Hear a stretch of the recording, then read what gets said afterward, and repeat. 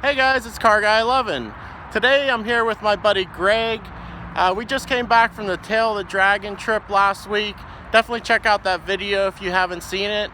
And we were talking about each other's cars, and we want to drive each other's cars. Greg's never driven my C7 Corvette, and I've never driven a BMW M2. So today we're going to hop in each other's cars, see how we feel in them, and review them for you guys. So stay tuned. Okay guys, we're gonna break this up into two episodes. The first episode, Greg's gonna be driving my C7 Corvette, so a BMW owner's impression of a C7. And then the second episode is gonna be me driving the BMW M2, so Corvette owner's perspective on a BMW.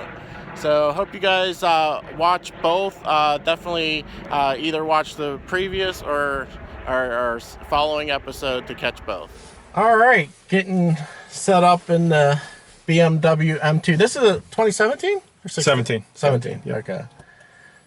Get this started up. And definitely, well, you can hear the exhaust. Yep. That's the M Performance exhaust, and if you double click that little button, it'll open the valves. Oh wow, that wasn't even with the valves. Yep. And then for whatever reason, BMW, they don't store your last setting, but for whatever reason, they don't allow you to store it. So it goes into comfort mode every time you get in the car. Oh, okay. So okay, you're in Sport Plus normally. Okay, so you just hit that. And the biggest difference is the throttle mapping. You'll definitely notice. Go out too? Yeah, it's not electronica, it's manual. Yep. Oh wow, it really comes out. And the clutch is very soft. Yes, it is. It's definitely, you're gonna feel a difference when you drive it compared to yours. All right. And what's this? Okay. That's just the temperature, yeah. It stays there. So it's a combination of engine oil temp and coolant temp. It's a combination meter. So that's one of the gripes that a lot of people have about this car. It's not a true M car because it doesn't have the steering wheel is very beefy, very thick. It feels nice though. The leather feels nice. So reverse is push it all the way over, keep going. There you go, right there. All right. And it has a handbrake. So it has a handbrake. Yes. No backup camera though. No backup camera. 2018, they're all standard now, but I didn't go for the executive package because I don't drive it in the winter. So heated seats and all that bull crap doesn't really. Yeah, the clutch is different, isn't it? Very much different. It not much feel on it, so you have to kind of figure out where the engagement point is. Yeah, the shifter is way more vague for sure. Yeah, absolutely, yeah. The throws are a lot longer too. I don't know if you noticed that. Yep. And you do sit higher up for sure.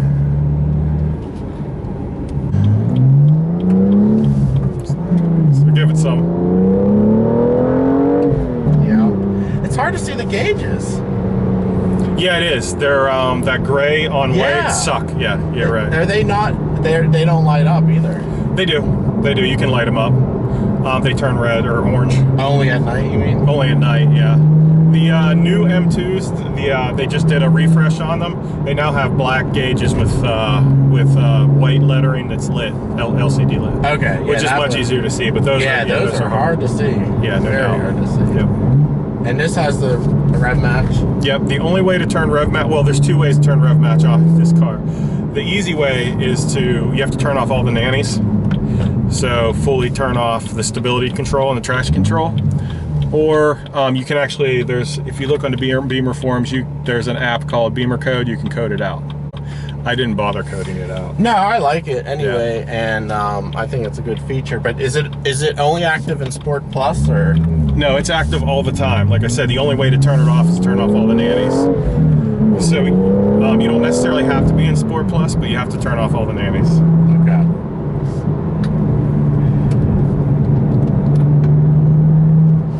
I definitely, it's definitely not as powerful. Yeah. So you're right about that.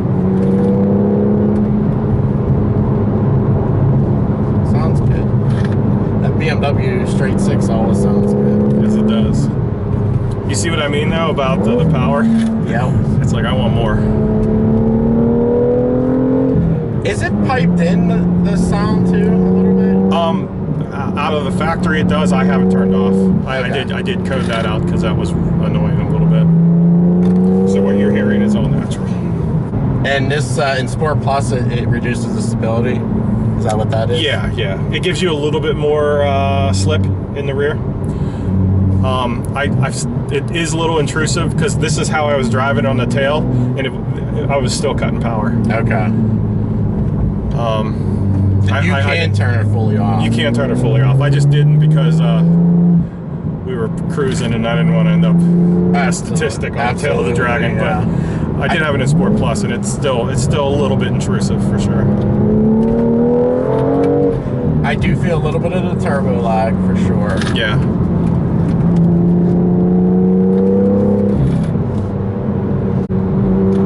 Handles well though, for sure. That's what I love most about it. It's such a Brakes are great. well-behaved car.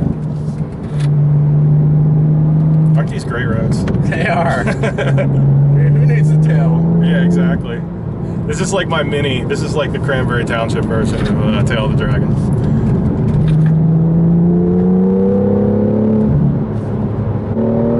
Did you mainly be in third on the tail?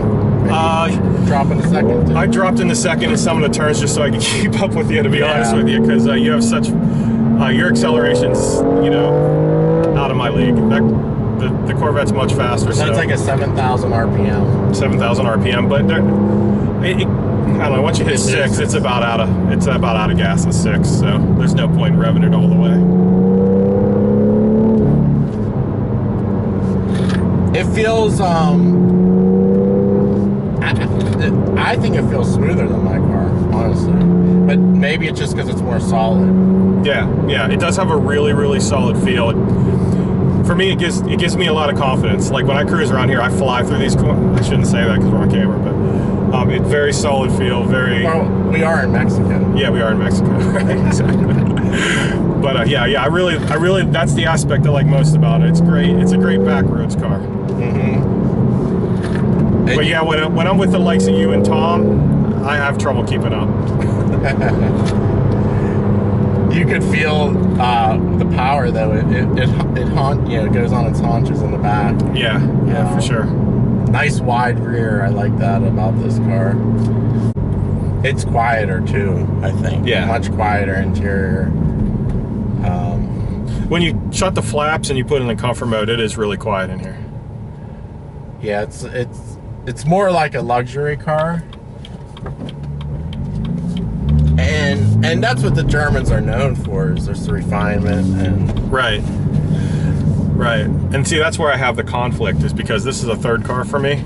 This isn't a daily driver for me, and it's like, to me, you don't need that. I don't need that, and it's not intense enough for me on the weekends. Mm-hmm. You know what I mean? Although I will say, my E46, I know a lot of people like the sound of that engine. It was a little raspy for me. It had a full sound to it, I thought. See how different it is from your car? Like when you get up there, it loses it. It does. Where yours is much.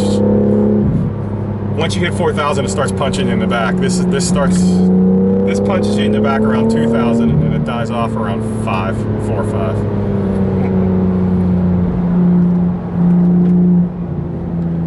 Actually, the steering I thought would be heavier. Yeah, it is. It's not terribly heavy. No. Got a bike here. It's like we're on the tail. We got a motorcycle in front of us. Exactly. I think this is a great daily driver, though. It is. I mean, it's comfortable, quiet when you want it to be. Actually, try turning the exhaust flaps. And, oh wow, they're driving really slow. That's with them off? That's off, yep. Okay. It's not... And then if you go full on like comfort mode, it quiets up a little bit more too. See how it's much quieter. Yep. Now it just sounds like 335 or something. Right. Yeah, we don't want that. Yeah, see how sucky the comfort mode a throttle map is? It's awful.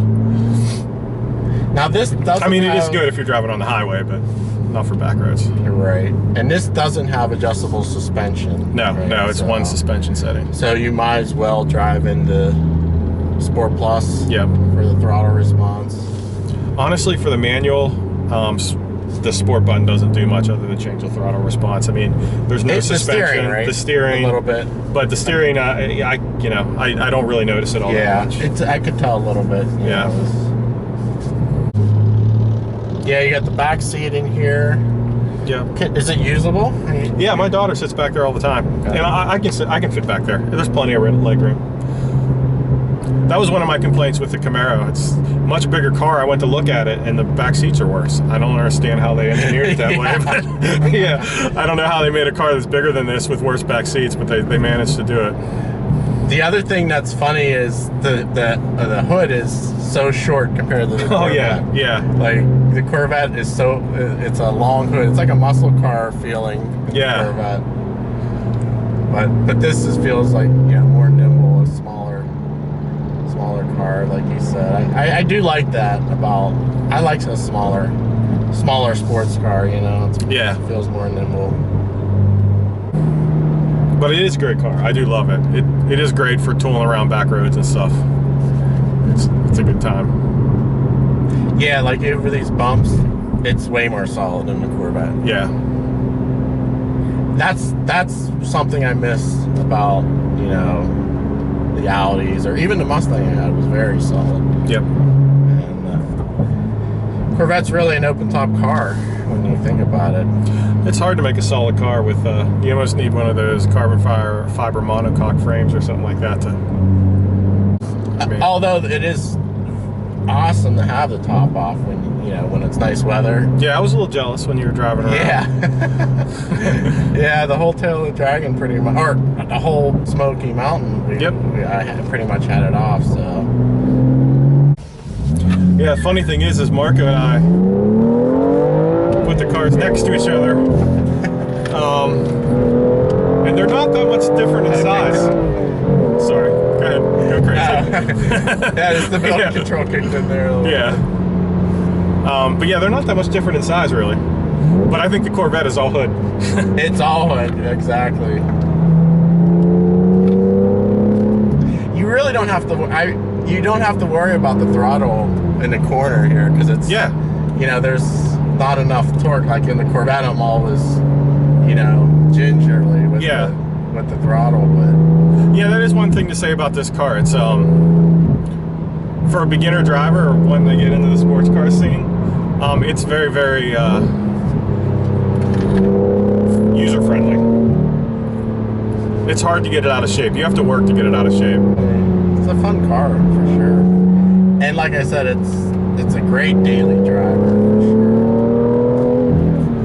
I don't think the Corvette's a good daily driver in my opinion. No. People drive them all the time, but again, if you get the extra features, the 2LT package, up a little bit, because it has the memory seats as well, where you can have the steering wheel get out of the way and back up the seat, because it's hard to get in and out of that thing. Yeah.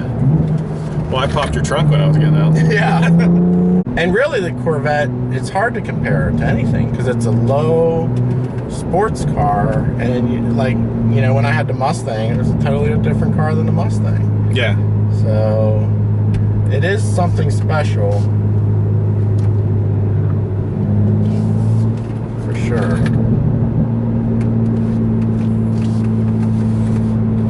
And sometimes you forget about it until you hop into another car, Right, right. You don't really realize. But I don't know, I like both cars actually. They both have really good points. Mm-hmm. It's really what you're looking for, Yeah. If you're looking for more of a daily driver, this is a fun car. And just take it out on the weekends. I think if you are looking for more of a track car though, I think the Vette's the way to go. Absolutely. Yeah, I think the Corvette feels more raw. Yeah.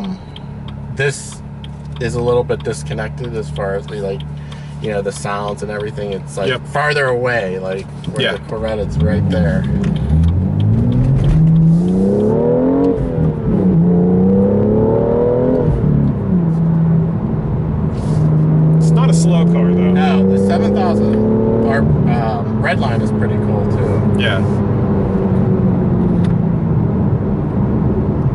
Yeah, this definitely, and that turbo kicks in, it pushes you back. Yeah, this is definitely more refined. I mean, no doubt about it. Like, just relaxing, driving, it's quieter. Yeah. I think it rides better. I think it rides better than my Corvette on touring. You think so? Yeah, I don't think it's harsh at all, actually.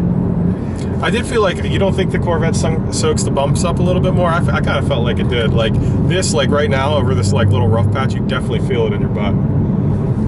Where I felt like the Corvette was a little bit softer. I could be wrong though. It could just be perception. I think again it has to do with the rigidity of the body. Like, yeah. I noticed that a lot. The suspension itself might be softer in the Corvette, yeah, but the body rigidity, everything moving around, yeah, it seems like it's stiffer because everything's moving. Right. Where this is, the body's not moving, it's just the suspension. But I don't think it rides bad at all. In fact, yeah, you know, for an M car, I mean, that's pretty good. And this is non-adjustable suspension. So. Yep. Well, I can tell you, I was like, I was completely comfortable on our way down to Gatlinburg. I was jamming the radio. Mm-hmm. It's a good road trip car for sure. And the brakes are awesome on this car. They're huge. How'd they feel in the tail? They were great. I had no fade whatsoever. I know people have complained.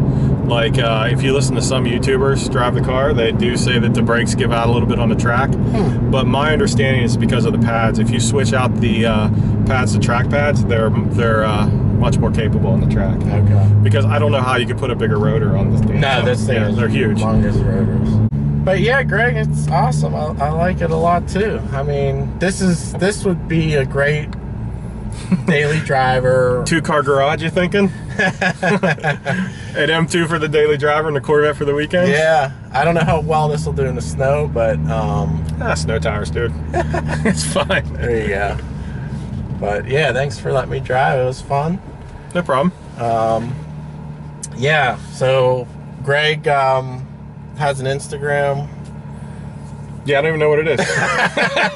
I'll put it below. Yeah. So you can check out. He doesn't post a lot, but he does have the M2, and he's adding vehicles every year, it seems. Yeah. Or changing out vehicles. Or changing them out or adding them or whatever. But, all right, guys, if you didn't see the Greg's Corvette review, that was the last video, so check it out. So we drove each other's cars, and just to see what we're missing, I guess. Exactly. So now we both want each other's cars. Exactly. Right? So I'll be going out and pricing a Corvette out this weekend. But anyway, guys, thanks for watching. Subscribe if you haven't, and I'll see you in the next video. Take care, guys.